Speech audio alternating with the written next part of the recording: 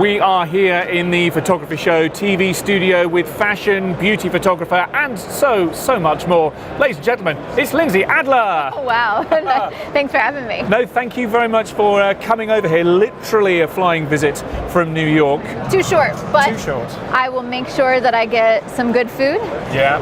Indian food, top of my list. Okay, that's you're my in the right plans place for tonight. that. Yep. So far, everybody's been lovely, so it's been great to be here. Thank you for being lovely and joining us in the studio for a few minutes. I know you're speaking on the super stage here at the Photography Show later on. I just wanted to chat through a few things about you and your life and your work, if that's all right. Sure. You started off really early, you know. Yeah. At the age of 13, I'm telling this as though you already don't know it, but of course you do.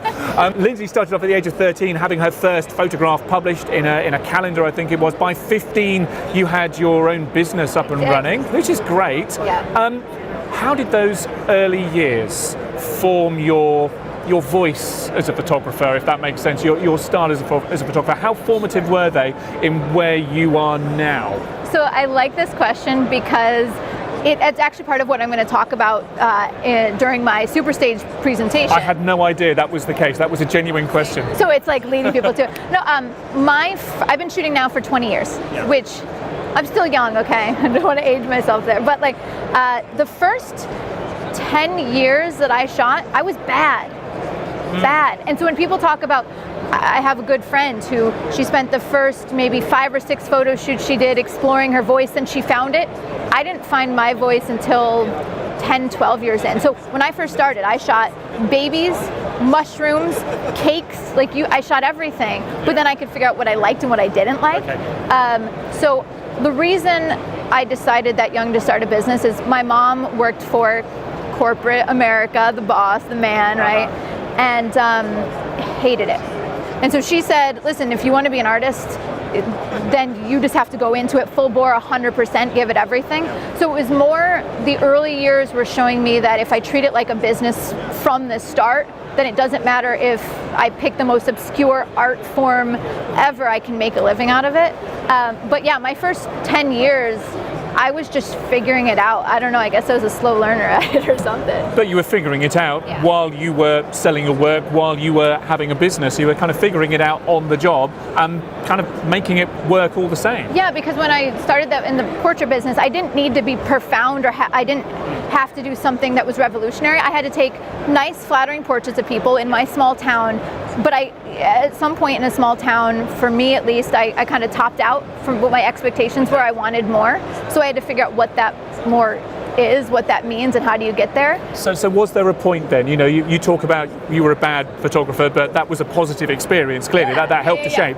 But was there a point where you did start to find your voice and something clicked and you go, this is what I want to do, this is the look I like, this is what fires my passions? So I was never a fashionable kid growing up. Like, fashion was not anything that was even in my view at all.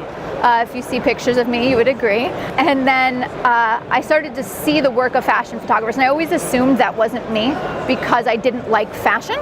Like, clothing wasn't a passion of mine. But then I realized in fashion photography, it's gorgeous because it's style, light, storytelling, emotion, place. It's all of that together. It's so much more than it's a pretty photo. It's something that you can feel and experience. So I found that later on, maybe 7, 8 years into shooting, maybe this fashion beauty thing is more than that's a nice dress. I didn't put those two together, that it could be something more. So I started studying the work of these fashion photographers, and I remember the photo I first took in my style. It was this girl, bright red lips with red and white glasses, and I took the photo. I'd never taken anything like it before, and I was like, there's something there. Like, that's me. I don't know why that's me. I don't know how that's me, but it's me. And so then I tried to incorporate more of that. And if you look at that photo, it's not great, but it definitely, you can see my voice in it. And that was like 12, 13 years ago now. Yeah, it's interesting. I'm not a photographer. I do take pictures, I do video, but I'm not a photographer. But in my career, I can remember a moment where something happened, went for a screen test, and I probably wasn't great, but at that moment there I go, click. this is what I want to do. Everything suddenly falls into place, and it's a marvelous moment. And it's how you execute on it after that. Fast forward a little bit. Prolific behind the camera. Prolific in front of the camera as well. I mean, you've been writing a few books here and there. You're standing on stage an awful lot. You are putting yourself out there, helping other people, helping other photographers find their voice and their style and their look. Why is that so important to you? Oh man, I got 3 answers to this, okay? All right, the first part of this is a selfish reason. When I teach others, I understand my craft better.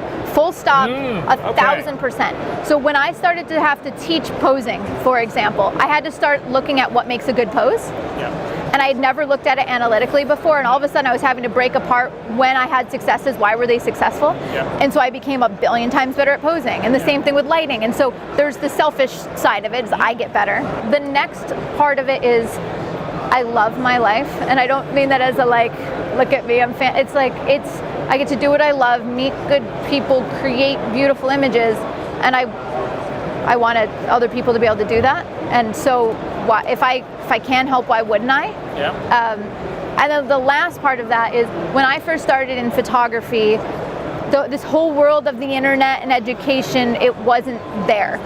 If I needed to do something, I'd have to go to the bookstore, search the index, see if what I was looking for existed, try to find it, read it, which I still read books, but it was not this world of sharing that exists now.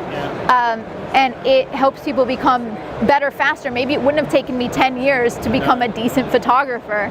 So I love to be able to share what I have. It's this beautiful world. There's the people that fake how perfect things are online and how great they are, and then there's people that show the hard work that goes in. I want to be the people that shows the hard work and shares the hard work. And another thing that I find very exciting about that is that this sharing world that the internet and social media has enabled, that's developing right in front of us right now. You know, you say that wasn't there 10, 12 years ago, whenever. It wasn't, but you know, it feels as though we're making it up as we go along, but it's kind of working. Oh, I mean, I learn things every day, but this is why I never feel like I'm going to plateau or stop, because there's always going to be something next bigger, whether it's something that I'm trying to figure out so I can share with people, or someone else discovered and they're sharing with me. I don't know, I see so many amazing photographers out there now. Like, the quality of work is amazing. So what do you do to up your game? I mean, obviously, you spoke about how articulating, being methodical, trying to explain what you do makes you better through that analysis. But in terms of pushing new boundaries, in terms of new projects, what does Lindsay do to keep yourself from being too comfortable? Totally. I'm lucky in that I like the state of discomfort. I like trying different things. So a minimum of 2 days a month, usually it's 4, but a minimum of 2 days a month, I do creative play days where there's no client.